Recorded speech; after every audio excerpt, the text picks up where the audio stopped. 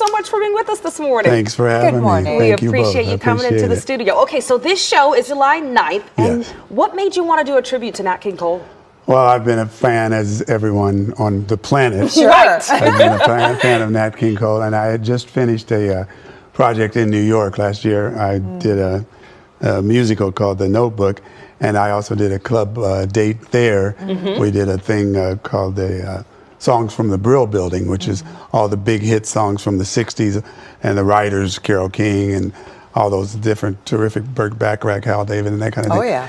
And I had another idea for a show, and I said I'd always wanted to do a tribute to Nat King Cole, one of our greatest singers, and as it happens, I'm a baritone, Nat is a baritone.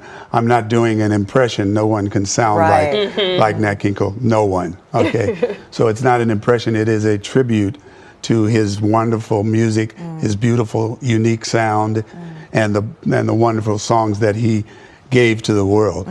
This year is the 60th anniversary of his passing. He passed in '65, so we thought it was a good time to bring it out and once again let the public be aware of his contribution to music and enlightening the world through that music. Absolutely. Dorian, and besides your unbelievable, beautiful voice, talk you. about that connection to Nat King Cole. What is it that made you want to take this on, and what can people expect during the show?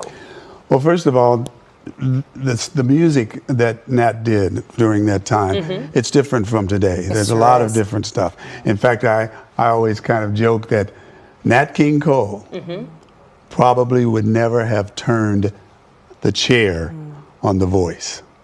That show, The Voice, right? Gotcha. Because he wasn't coming in with a big kind of thing, or the vocal gymnastics. He had a sound that affects people, and the sound, the body is basically 60-70% water, liquid. And sound waves, sound affects the body.